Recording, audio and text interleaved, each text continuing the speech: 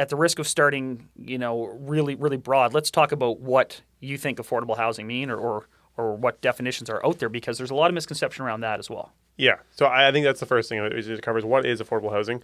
For me, what affordable housing is basically, it's somewhere that you can live, but it's dependent on location. I'm going to preface with that. So affordable housing is based on location. You're living in an area that basically is considered to be slightly less costly than what is in that area there. So if you're downtown in any city, let's say a 1-bedroom rents for $2,000, if you're able to get into it for $1,500, I would consider that to be like an affordable option. Because that is a 25% rent dip. Now I understand that $1,500 is still a very high number if that's 50% of what you make. But again, you have to base it on location because some locations are more expensive than others. Now I understand, and for me, another big thing is that a lot of affordable housing is targeted towards minimum wage workers. And so for that to actually be affordable, there's usually literally a number that's set in stone. And they can say like $770 would be considered affordable for all of the minimum wage workers in a province. And so to do that needs to be made somewhere else. And that's what I would call affordable as well, is some sort of setup where they have that. But I struggle to say affordable housing if it's all location based for me. And this is a huge part of the problem, because you ask anyone that, even people who are champions of the cause or feeling one way or the other on the side of the issue, ask them what affordability means, and there's no consensus on the definition.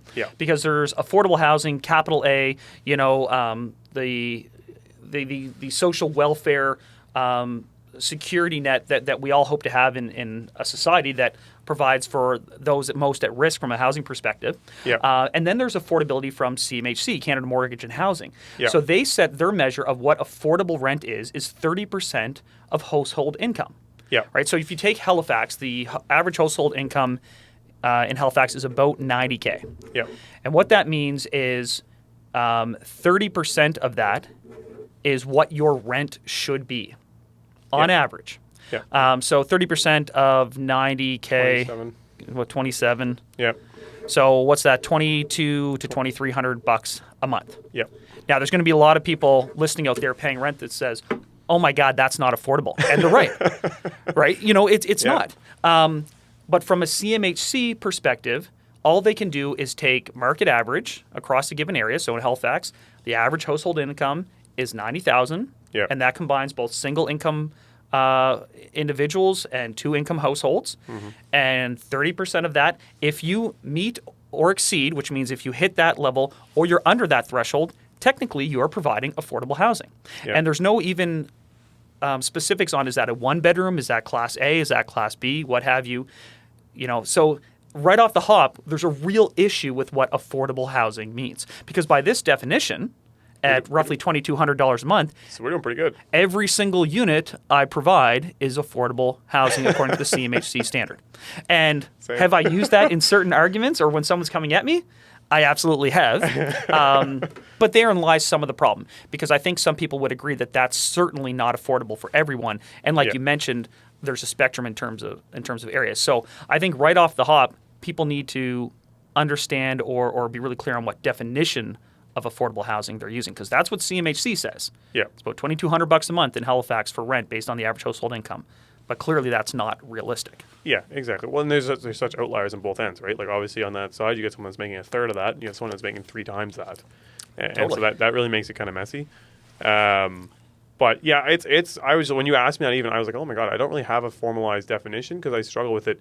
Because like you said, it's so dependent on the person, the location, the product. There's so many variables that are involved in doing that.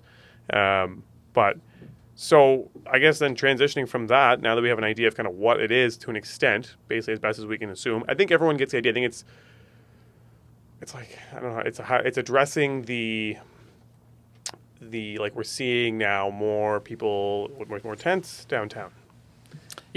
There's just more and more people struggling to find a place to live, and there's a lot of people that are saying they have to take on another job or ask for money from a family member or something like that to do it. And so I think that's like helping those people. But again, how do you then determine who those people are and then accurately give them that housing? Yeah, this is the problem. Like within the affordability spectrum, there are kind of these micro cohorts that struggle in different ways. I mean, even if you take that same 30% of household income measure, And a lot of advocacy groups kind of use that a little bit, but they might be dealing with someone whose family household income is, $30,000. Yeah. Right, for the year. If it's a single individual, a single parent, they've got $30,000. Well, now what they can what they can afford on rent is $9,000 for the year. And what's that divided by 12? I mean, you're talking less than $800 a month. $750 a month. Right? Like, and now that's where the most extreme concern is, because those are folks that are legitimately facing a risk of homelessness, right? Those are the most at-risk individuals. So one of the things that I find very frustrating is that the conversation gets hijacked by people who are upset that, the two-bedroom that they rent on Agricola, has gone up $200 in rent over the last 18 months. And that is a different affordability issue going, say, between $1,400 and $1,650 to going, at these lower ends where these are individuals who are very much at risk of homelessness. Those are two separate conversations. And unfortunately, I find it gets a little bit muddy there as people kind of look at it at different thresholds. Because then you also have maybe a family that is, struggling paying $1,700 a month in an area that is quickly becoming $2,000 a month, or $1,900 going up to $2,600. So that is a different situation than the people who might be going from 12 to 14, and different again from the people going from 7 to 1,000. Yeah. So within the conversation, there's these three different conversations, and how do you address all of those at once? And there's no clean answer, which is why you get these really arbitrary things like, 30% of average household income is what we're going to call affordability by CMHC standards. Yeah. And then you get advocacy groups that try to apply this to different cohorts of the population, if you will.